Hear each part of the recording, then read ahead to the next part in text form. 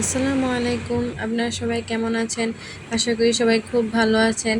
জিসান বাবু মাত্র ঘুম থেকে উঠেছে, তাই আমি জিসান বাবুকে একটু ফ্রেশ করে দিয়ে তাকে নাস্তা করে দিয়েছিলাম।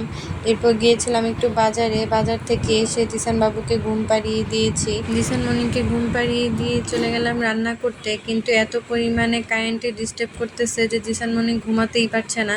সে 10 মিনিটও ঘুমাতে পারতেছে না, কারেন্ট চলে যায় একটু পর পর। আমি এখানে নোনা ইলিশ দিয়ে মিষ্টি লাউ রান্না করছিলাম আর জিসান মনির জন্য খিচুড়ি রান্না করছিলাম। আজকে জিসান মনিকে মুরগির কলিজা দিয়ে খিচুড়ি রান্না করে দিয়েছি। আর বৃষ্টির কারণে এত পরিমাণে নেট সমস্যা করছিল যে আজকে আমি ভিডিও দিতে পারিনি। গতকালকে জ্বরের কারণে কাঁধের নেটের তার যেন ছিঁড়ে আমাদের বারান্দায় পড়ে আছে।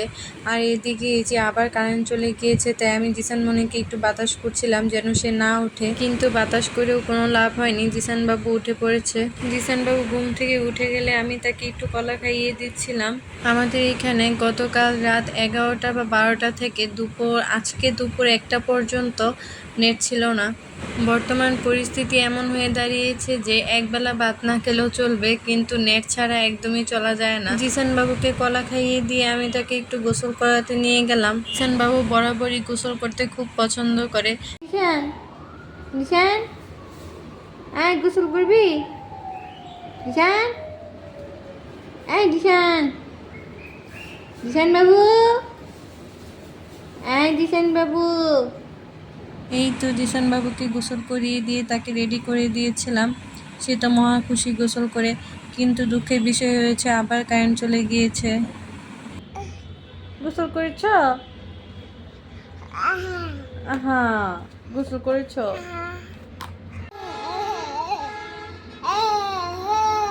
দুষ্টুমি করছো কেন? দুষ্টু করছো কেন তুমি? পয়সা বাবু, পয়সা বাবু খালি দুষ্টু করে রে বাপ। এরপর জিসান বাবু আমাকে শিখিয়ে দিচ্ছিল যে হোয়াইট টিস্যুর বক্সের মুখ কীভাবে খুলতে হয়। আমি পারি না তো, তাই আমার ছেলে আমাকে শিখিয়ে দিচ্ছিল। সে আবার মুখটা খুলে আমার দিকে তাকালো, আমাকে বোঝালো যে এইভাবে মুখটা খুলতে হয়।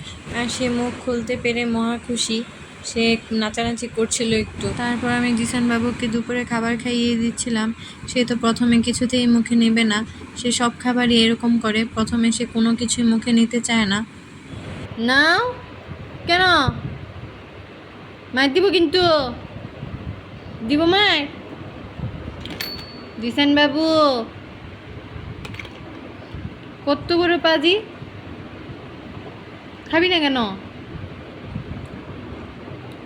হ্যাঁ, সে খাবার প্রথমে কিছুতেই মুখে নিতে চায় না। তারপর খাবারটা একটু মুখে নেয়, মুখে নিয়ে দেখে যে খাবারটা আসলে কি, একটু টেস্ট করে তারপর সে খায়। কি খাচ্ছ বাবা?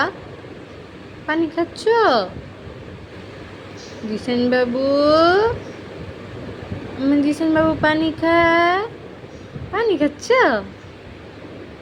খাওয়া দাওয়া শেষ করে জিসান বাবুকে রুমে নিয়ে আসলাম তাকে ঘুম পাড়ানোর জন্য। কিন্তু জিসান বাবুকে ইদানিং ঘুম পাড়ানো অনেক কষ্টকর হয়ে গিয়েছে। সে এখন কিছুতেই ঘুমাতে চায় না, যত বড় হচ্ছে তত দুষ্ট হচ্ছে। আর ঘুমে যদি চোখ বন্ধ হয়েও আসে তবু সে ঘুমাতে চায় না। যতক্ষণ তার এনার্জি থাকবে সে দুষ্টুমি করেই যাবে। বলো তো, তুমি এখন ঘুমু করবে? তাড়াতাড়ি সব ঘুমু করো। সবাইকে টাটা দিয়ে দাও, বলো টাটা, আল্লাহ হাফিজ। আইজে আইজে বলো টাটা।